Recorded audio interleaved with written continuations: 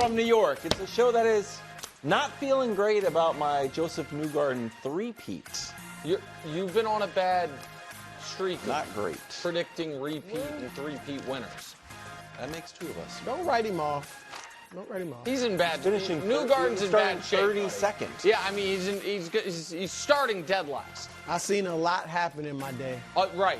That's true. Especially You are in from Indy. Indianapolis. Yes, it's true. Wearing your Pacers colors today. That's right. You Recognize. Recognize. First things first today. We are starting with the Thunder moving on into Game 7. That wasn't really close. Jalen Williams led a second quarter barrage, scoring 17 of OKC's 29 to pull away from a literal hamstrung Nuggets team. What did OKC prove to you? You've been a non-believer, let's say. Well, they still, I mean, this isn't the goal. No. The goal is to win it It's all. halfway there. They're getting there. They proved they're a true team. And they, after every, game, when it's Shea or Chet or whoever's being interviewed on the court, what happens?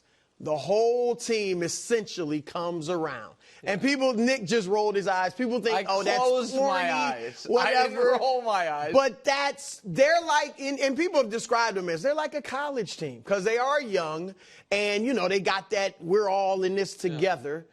And I think they proved that over the course of this series. Now, obviously, Shea is the man and he leads the way. But after Shea, it's like different guys take turns being kind of that star of the quarter or of the day or whatever it might be. And yesterday, look, Alex Caruso, that dude is a tremendous defender. And the adjustment, credit Mark Daigneault, of moving him to guard Jokic was huge. And if you're a big man, you think, well, Jokic has half a foot on him and 100 pounds. Why didn't he just dominate him? A few things happen. One, a lower guy who's strong can get up under you, and that just bothers you a little bit, makes it a little tougher. And then, he was always slapping at the ball, fronting him, slapping at the ball where it is, because Jokic, the ball's down lower. And it also, Nick, forced Jokic, and I think this was a mistake by Denver. Not that they would have won the game anyway, but they really were putting Jokic down low thinking, hey, he's got the guard on him, post him up. Usually Jokic is always getting it at the free throw line or the elbow or something like that. Deal. Yeah, so that shifted things up for them and threw him off. And then Jalen Williams, we had questioned him on Friday. Yes. We said, look, can this dude be a number two? Then he goes out and credit him. He was not having a good series, gets 17 points in the game-turning second quarter. Yep. And obviously Shea carried him home. And Daigneault this is what I've been saying, like, they are going through the growing pains that I feel a team must experience to win the championship right before our eyes. That was a tough series win, and credit them. I don't know if you agree with me. I think this, for their chances of winning the championship, was better than a sweep. Because I do think there's going to they are going where they had they swept them, and then when they do face, I think the fact that they faced real adversity, this game, it ended up being a laugher. It was 42-41. And they were down big. No, they were down early. It was very early. Still. They were down big. But midway through the second quarter, it's a one-point game. And then the barrage happens. And OKC. Did you ever really feel it was close? Yes, I did. Because I thought, because the way I looked at it was Jamal Murray hasn't gotten going. Yeah. Joker hadn't gotten going. It's a one-point game. Like Christian Brown kept them attached. I think they got an emotional boost. They made their run to get back in the game. Denver's got a run. Yeah, exactly. And then it was clear not. They remind me of the 90s Bulls in this regard, where they can go on a 15-2 run based purely on their defense. Oh, yeah. You know what I mean? And so if the second three-peat Bulls, when you have Pippen and Rodman and Jordan, and the way they could just swarm you as you pass half court, and it's like you never get a shot up, and they've scored 8 points. The Thunder have been doing that all year long, and to see them do that, Denver was really impressive. I thought the most important part, you alluded to it, was Jalen Williams, that he struggled and then had that moment because they are going to need him. We have talked that Chet one day should be their second best player. He's not. And he's not going to be. He is very consistently good. You know what I mean? Like rarely, he hasn't had a 25-point playoff game. Every game this series, he was between 9 and 19, I think. He's going to get you your 9 or 10 rebounds, basically your 10 to 15 points. Right. And that's valuable. But Jalen Williams, after struggling that much, doing what he did was really impressive.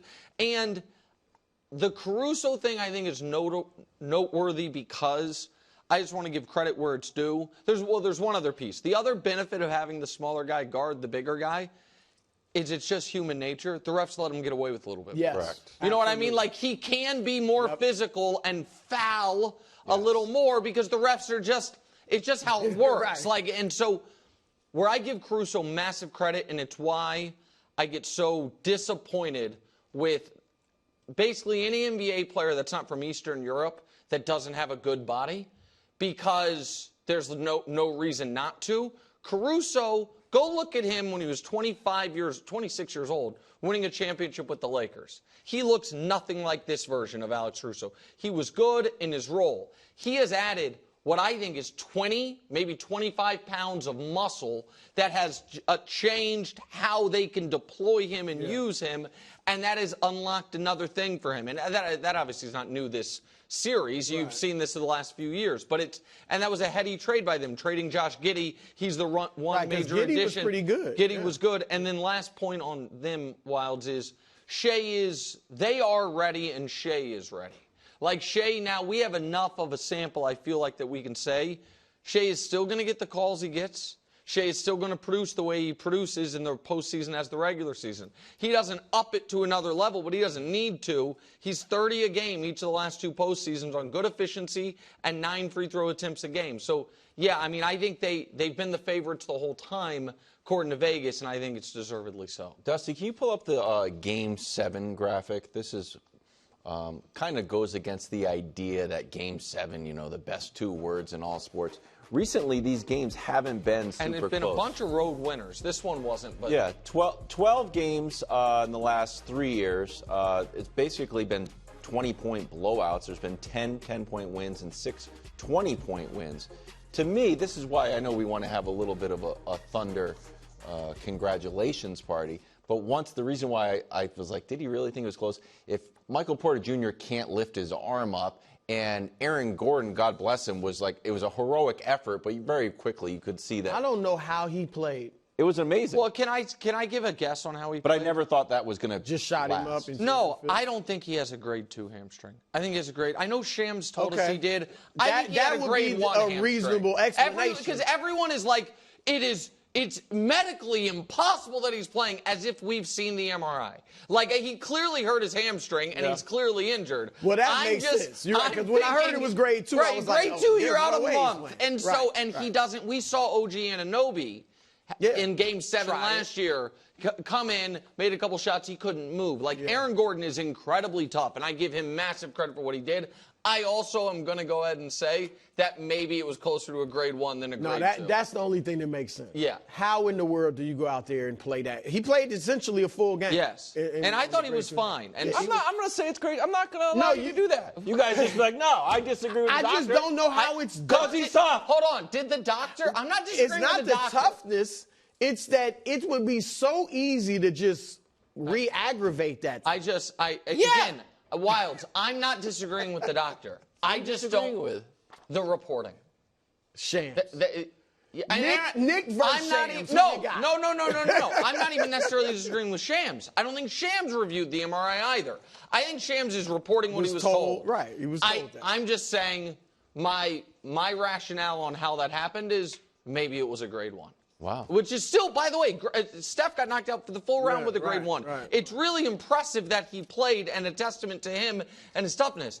I just don't think he suffered an injury that's like, well, normally he'd be out 6 weeks, but he's going to be out 30 hours. I just don't To your point, though, once you saw, even if you knew he was playing, he wasn't going to be able to be himself. I'm not taking anything away from OKC. It tilted in their favor. There was no excuse for them not to win that game. Yes. The way Denver was banged Meanwhile, up. Denver headed in the wrong direction, from the finals to the Western Conference Finals to a second-round exit. Jokic was asked if he thought this team could win a championship. I like that. Practical. What's next for Denver? Let's not hypothesize. Look, and this is not going to be easy. And they may not be able to do it. Most likely, they won't be able to do it. But no, they need to get Jokic, Nick, a legitimate second star, period. And Jamal Murray has been a star at times, right? Like, he was obviously a star when they made that run to the championship. But because of injuries and just his inconsistency in general, you can't count on him fully, okay? And this is the thing. Somebody texted me, wow, Jokic going out in the second round for the second straight year, 3-time MVP, you know, like an insult to him. And I'm like, look, the big men don't win multiple championships without a second star. Some don't win any. And Kareem won 6. 5 of them were with Magic. 1 was with Oscar. Shaq won 4. 3 with Kobe, 1 with Dwayne Wade. Olajuwon did win 1 without a second star, but his second one was with Drexler. And Jokic has won his 1. Wilt won 1 with Hal Greer, who is a Hall of Famer, and then with Jerry West. Yeah. And then Bill Russell always had Cousy or Sam Jones or John Havlicek. So my point is, Moses Malone even won it with Dr. J. David Robinson won it with Duncan. Yeah, and Duncan had all the guys. Yeah, the Ginobili and Parker. And I'm not, look, I would try to package Jamal Murray, and I really like Murray, but again, inconsistent. I would try to package him in a deal. And I don't know who, that's the thing. I don't know who's out there. I don't think anyone as good as Jamal Murray. That's the problem. That may be fair. I'm just saying, yeah. And a lot of teams, this is an age where teams seem to have that one superstar, and then you just got a bunch of people around. So listen, I think they might be stuck. And I think that Nuggets fans who operate their fandom the way I do mine, you have games that years later you dream about. You're a nightmare about, or whatever it is. Like fork in the road moments, or it's where you have that one, sometimes it's a couple possessions back. And I think that they're going to obviously, Game 7 last year against Minnesota is an all-time, how the hell did that happen? Yeah. You know what, that. And then I think they might, Games 4 and 5 of this series. Game 4, really? An opportunity to go up 3-1, leading in the fourth quarter, and Joker has an uncharacteristic, pretty bad game. I think it was 7 of 22 from the field. And then Game 5, Joker's amazing. You're leading big in the second half, and Lou Dort hits 3 consecutive three-pointers or 3 3-point, and all of a sudden is the window slammed shut. And so I don't think Joker lost his best player alive title. I thought he was good in this series. He wasn't great, and yesterday he wasn't great, but nobody was great. But I just don't think Shea's better than him. I know Shea beat him. I don't think Shea's better than him. And Shea might win the championship. What I do know is, for Joker historically, he is now only chasing legends. And the only way to catch legends is to do legendary things. They needed a legendary, not necessarily series, but, sequence of games from Joker to get past this team, beat a 68-win team, and they didn't get it. And so I think Joker right now, before we show the graphic, is kind of capped at so he is, for me, in a tier outside of that top 12 with Dr. J and Moses, and for more contemporary, he's higher than, but in the same tier as Giannis, Durant, those group of guys. The 12 guys ahead of him, and we can argue about the order, but I think we'd all agree on who the 12 are. We can show it to you. This is how many conference finals and NBA finals games they play. So Akeem is, I guess, the outlier at only 39. Steph is still playing, obviously, but 66 is the second lowest. Then everyone else is in the 70s, 80s, or well over 100. Joker's at 14. For context, Giannis is at 15. Though, the only way he can crack that group is either a bunch of super deep runs, but really what he needs, because the other thing this group has is all of them have at least 2, and if not 3. And so I think we're probably going to look back and say that, from 2019 to 2025, they should have won more than one. But they, in 19, They lost a tough Game 7. They wouldn't have won anyway. The 20's the bubble. Jamal Murray gets hurt. They win their title last year. They were never very close. I mean, one time, but until they won it. Correct. Yeah. And so I think that I think it's a weird spot for Jokic because he has so much of his prime left. But I don't think there's anything he can do short of consistent deep playoff runs or championship to move up any higher. I think he's I think he's reached the ceiling a one-ring player can reach. And, I mean, even though I'm not a count the rings guy, it's not that they're totally irrelevant. And when you look at it, those other guys lived in May and June in the postseason, and he just hasn't. And I'm not putting it on him, but I just think that's the reality. Drew, before we go, there's a lot of questions about the roster, whether if they try to, offload MPJ's contract, what Russ is going to do. But the biggest one, do you want to keep the coach? Yes. I do think he did a good job. He was in a tough situation. He's been groomed for this. His name was out there already this offseason. Had they kept Michael Malone, his name would have been out there again. And so, yeah, I think he's a good coach. And obviously he comes from good lineage with his dad, Hall of Famer. Everybody supported him, so I wouldn't be surprised if he gets that contract. Yeah, finally, some very smart people thought the Celtics still had a puncher's chance. Not true. This game was interesting for about 5 minutes before Chalamet, Busta Rhymes, and Knicks season ticket holder Steve Sharippa started a 40-minute celebration. Don't forget Edie Falco. He's always there. Yeah. Also, Cat was unbelievable. Even though he didn't have a huge statistical game, I thought this was one of Cat's best games. Were you surprised by the Game 6 blowout? Yes, I was surprised by the blowout, and I'd like to make a public service announcement right now. We're based in New York City to New York Cityans. Folks, leave Windhorst alone. Be nice to Wendy, and if there's someone you need to yell at Wilds. Don't throw anything at him, but if you have to get your heckling out. When did he get engaged throwing at him? Yeah, he did. Wendy did? Yes, he did. When he was walking away, yes, he did. Oh, what was it? It just nothing big, just like that's not nice at all. Yeah, exactly. I thought it was but the again, Pacers Wendy didn't do anything wrong. This guy basically called you frauds all series and never believed in you. How many guys have to be hurt? Give me a break. How many? One guy was hurt for the Celtics. Well, Porzingis. What? Porzingis did what you said he might do in Game 6. 11 Wilds going into that. He scored 4 points. Hold on. He averaged 20 in the year. Wilds. Yeah, that was part of Brew and Mai's analysis as to why they were going to lose Game 6. And you made a graphic about how Porzingis might play really well in Game 6. There was no graphic? There wasn't a graphic. I talked about it, but we did not make a graphic.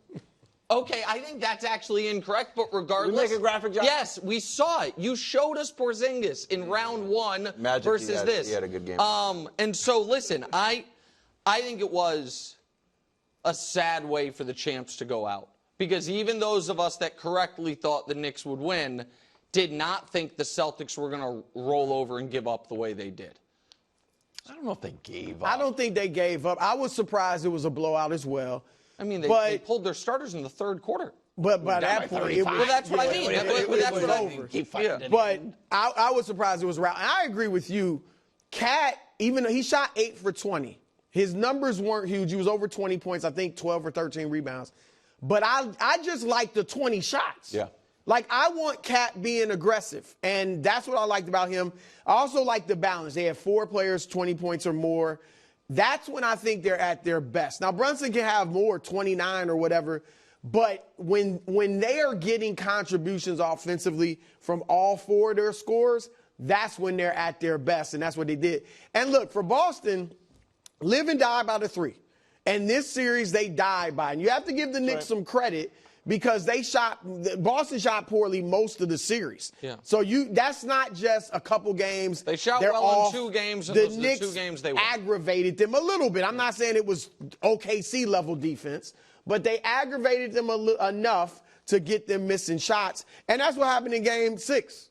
They continued to hoist the threes and miss. Do you think that was a fork in the road moment for live and die by the threes? No, I don't. You think it's just like Missoula can go into next year? I mean, next year is going to be No, I just think the league as a whole, until they change the rules, is going to continue on. My guess is the amount of threes, unless the NBA changes the rules, the amount of threes the Celtics shot this year per game will be 5th most in 3 years. Thanks for watching. Subscribe here to get more from the show and to check out clips from other shows on FS1.